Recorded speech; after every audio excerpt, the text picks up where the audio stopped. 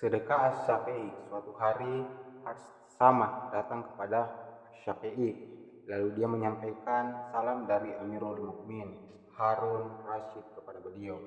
Kemudian dia berkata kepada beliau dengan gembira, Amirul Mukminin telah memerintahkan untuk memberikan uang sebanyak 5.000 dinar kepadamu. Kemudian Harsamah memberikan uang itu kepada Syafi'i. Ketika Syafi'i telah menerima uang tersebut, beliau memanggil seorang tukang cukur. Dia menyuruh tukang cukur itu untuk mencukur rambut beliau.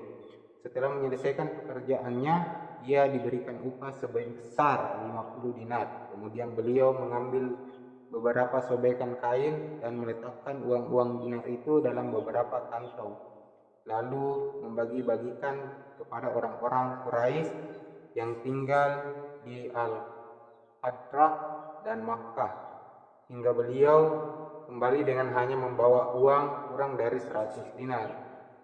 Asy-Syafi'i mempercepat perjalanan menuju Samarra. Beliau memasuki kota itu dengan pakaian yang usang dan rambut panjang terurai karena berbagai kesulitan yang ditemui di perjalanan. Kemudian beliau pergi kepada seorang tukang cukur untuk memangkas rambutnya. Tukang cukur itu memandang Asy-Syafi'i seperti memandang seorang fakir. Dia meremehkan beliau karena melihat pakaian usang yang beliau kenakan. Tukang cukur itu berkata, "Pergilah kepada tukang cukur lain." Namun saran itu terasa berat dilakukan oleh Syafi'i. Maka beliau menoleh kepada pelayan tukang cukur itu. Beliau berkata dengan cerdas dan menebak, "Berapakah upahmu?" Dia menjawab, 10 dinar. Beliau berkata, "Serahkan uang ini kepada tukang cukur itu." Syafi'i berkata demikian karena beliau tahu bahwa tukang cukur itu khawatir tidak akan bisa mengambil upah yang besar dari beliau.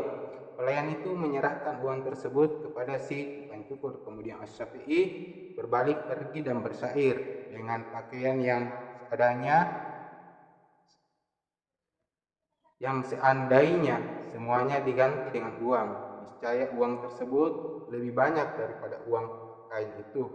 Dalam pakaian itu terdapat jiwa yang seandainya seluruh makhluk dibandingkan dengan jiwa seperti itu, niscaya jiwa itu lebih mulia dan penting.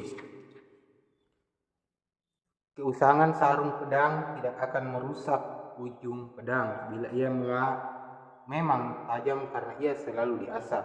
Jika hari-hari berlalu dan akan menjadi kuat karena bajuku, maka beberapa banyak ujung pedang yang dipecahkan karena pertengkaran. Asy-Syafi'i adalah seorang yang murah hati dan suka berinfak.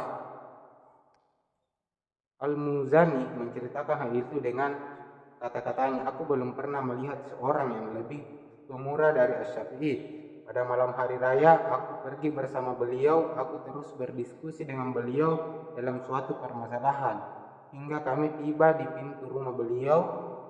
Tak lama berselang, seorang pelayan datang dengan membawa sebuah kantong. Pelayan itu berkata, 'Tuanku titip salam untukmu dan memintamu untuk menerima kantong ini.' Maka Asy-Syafi'i menerima kantong itu lalu memasukkan ke dalam saku baju beliau. Lantas seorang laki-laki yang merupakan teman dalam majelis beliau datang. Dia berkata dengan suara yang lirih, 'Wahai Abu Abdillah, istriku baru saja melahirkan sedangkan aku tidak punya apa-apa.' Kemudian Asy-Syafi'i menyerahkan kantong uang yang dibawanya kepada laki-laki tersebut dengan bahagia dan gembira. Kemudian dia masuk ke rumahnya dengan tanpa membawa uang sepeser pun.